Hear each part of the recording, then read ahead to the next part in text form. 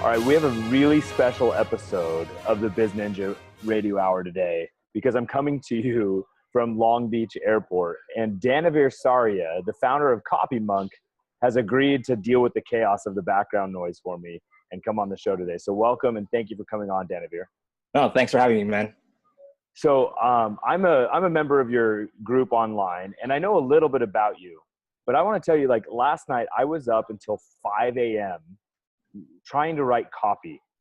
So tell me a little bit about how important sales copy is, or copywriting in general, and how you got into it. Well, copywriting, it's messaging, right? It's the message that you're setting to your prospects, to your customers. And that's like, besides having the right people and having the right product, messaging is everything else. It's like, that's the only way you're going to make sales. And so at least when I started, like I'm 22 years old right now, so I'm young, but I started back when I was 15 writing copy before I even knew it was copy. And it was I just stumbled upon, someone who gave me the chance to teach me copy for like a little bit of money, but they taught me copy. And then they didn't teach me copy, but they gave me a chance to do copy for the business. And then I just learned from there, just reading classics, just writing copy for clients, writing copy for myself and stuff like that. So, yeah. So copy is messaging, like you said. And so you have a great product. There's an entrepreneur out there who's developed this amazing product, and they think that it has all the best benefits and features out there that will beat any other product hands down. But if they can't communicate those benefits to somebody, they'll never sell. I remember once Robert Kiyosaki was talking to another author, and he said, becoming a best-selling author isn't about being the best author. It's about learning how to sell the most books. Yeah, exactly. I heard that one many times before. Like, it's not the best written book that wins. It's the best selling book. That's why it's called best selling. So, yeah. Right. So you got into copywriting at 15 years old. What are some of like the biggest copywriting mistakes that people make? One that comes way too often is talking about themselves. People especially who really love their products, they're like, "Oh, this is so good for you. This is great." But that's not what you want to do. First, that's the biggest mistake. What you want to do to fix that is you want to focus on the people you're selling to. What do they want? What are their problems? What are their desires?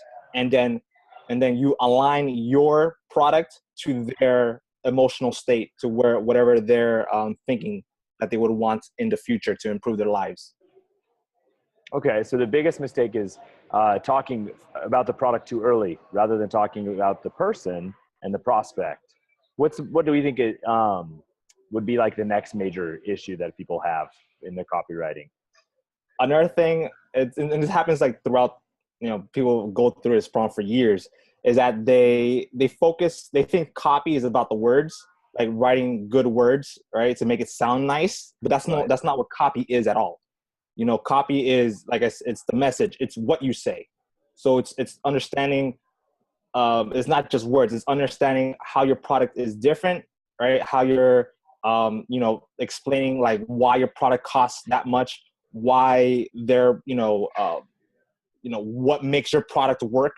Like why emotionally, like if someone comes into your funnel or whatever, they're sad and stuff. How do you use that mental state to sell your product? It's saying the right things at the right time, and then later if you want to, you can make it sound extra nice and stuff, but that's secondary. So okay, so one of the things that I do as an entrepreneur is I build sales funnels. And something that I see happen all the time is that people start building a sales funnel off of a template, and then they try to just like shoehorn in copy, right? They're basically taking lorem ipsum and just turning it into their messaging. And like, I see that as a totally backwards approach. And I think the people that are doing the best are the people that are really starting with copy first. So what are if somebody's getting started on wanting to improve their copywriting or improve their messaging, where do they go? What's their first step to get better? Like to learn, to read and stuff, or do you mean like just to practice? Everything, like either one. So if somebody, we're saying that copywriting is about messaging, right? And we're saying it's important. So where do they go to? How do they get better? I mean, I don't care. Is that your website? Where do they go? Okay. Well, if you're okay, I'll separate into two things then. First, if it's just learning about copy, then I'll just say basically what I did, which was read the classics, read the copywriting classics. I only really recommend like 3 or 4 books. So I have them right here: the Adweek Copywriting Handbook by Joe Sugarman, Breakthrough Advertising by Eugene Schwartz, Great Leads by Michael Masterson and John Ford, and then an extra one just for people who need to understand what direct response writing even is Scientific Advertising by, I forgot. That's good. That's all right. I think people can Google that. Yeah, and then just write a lot of copy, right, and read a lot of copy. So I have like a post on my blog that tells you a 90-day challenge of how to learn copy, which is basically reading those 4 books 4 times, 3 times actually, watching a lot of infomercials, and then reading and modeling after good copy. So there's a site called swiped.co. If you go to that site, it's a full site of swipe files of sales letters and VSLs and all these things you could read from. Just take those, read those a lot, and then make your own versions of them. Because direct response copywriting, the good thing is that it is formulaic, right? There is a step 1, step 2, step 3 type of thing. However, that's the easy part, right? It's the ideas that go behind that thing, that thing. So that's learning copy. But when you actually got to write copy, everyone has their own way of starting copy. The usual basic first step is to get your product, right? And then write down all the features. And then for every feature, you write down the benefits. So you have that as your starting point.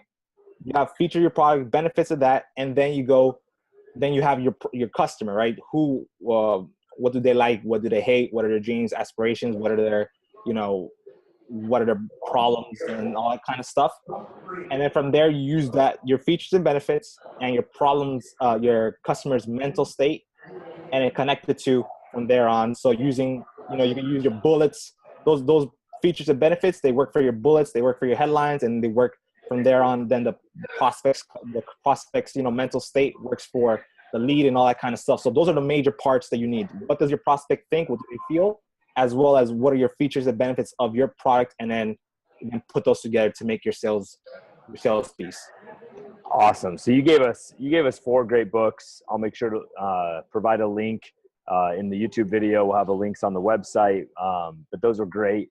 And then you also gave us like how to start, which is just identifying the benefits. And it sounds like one of the things that you're saying is something that any good marketer needs to do, which is truly first understand their customer and what's going on in their customer's mindset, and what mindset do you want to take them from to.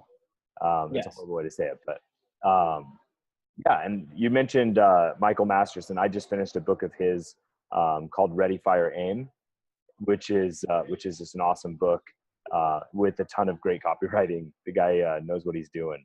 Yeah. I can secondhand provide some testimonial of that. So now you started at 15, you're 22.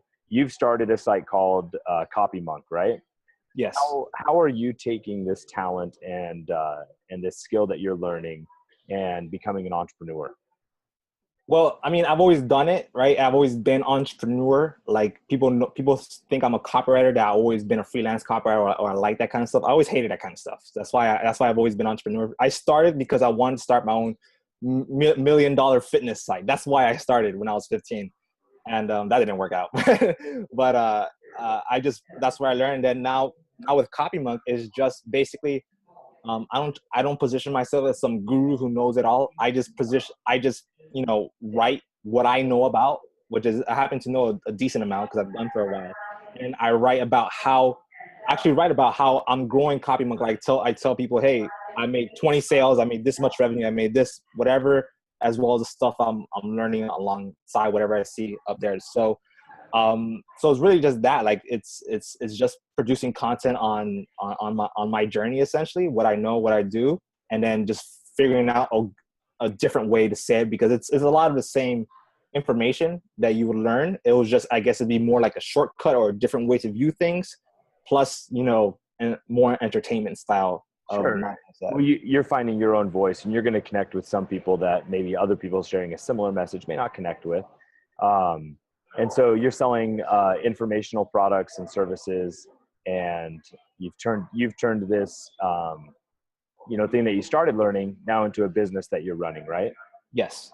Cool. What are your goals? Not necessarily specifics, but what are your goals for the company over the next couple of years?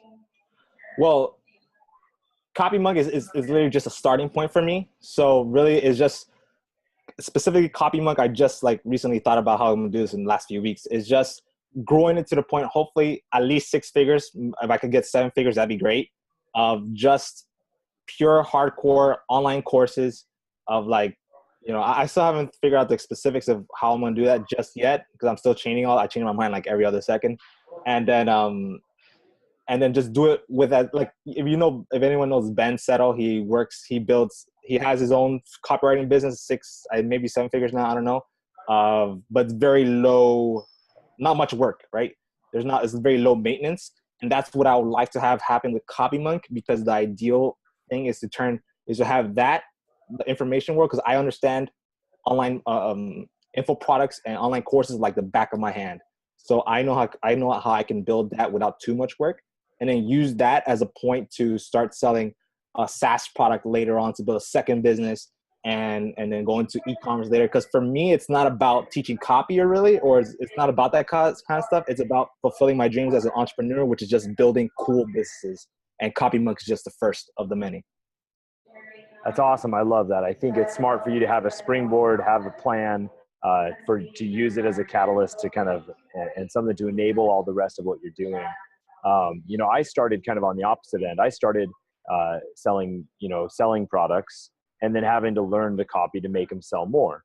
And so I think one of the biggest things I wish I had learned early on as an entrepreneur is copywriting and messaging, and the power of words and what words you choose, and how they can impact the buyer's life cycle and everything. So I think it's cool what you're doing. Now, one question I ask everyone, because we always talk about business, and to me, entrepreneurship, the entire reason we do it is to create the lifestyle that we want. So I ask this question: you're young, okay, but you got to have some big items on your bucket list, right? What's something you want to do in the next 5 years that's just way out there? Well, to be honest, the next 5 years is pure business, to be honest. But I guess it would just be having the chance to, hopefully having the freedom and the opportunity just to not necessarily travel, like, people who go all around like digital nomads. I'm not like that. I like to have like a place that I go every day, but just to be able to go to events, meet people, and and it's really just growing from my world right now, because I've always been, obviously I literally just graduated school like college a couple months ago. So I'm right now just focusing on CopyMonk, and then from there just exploring, you know what I mean? That's awesome. Where'd you graduate from? Florida International University. Awesome, man. Congratulations. Thanks. Well, that's cool. And everyone has different goals. Some people, like I am a digital nomad. I love traveling with my family. My kids, they know how to get through TSA better than most businessmen. But, whatever your goals are, man, I hope you crush them. Hope they become specks in the distance for you soon. I want to thank you, dude, for coming on last minute here onto ABC News Radio. Appreciate it. Thanks, man. You got it.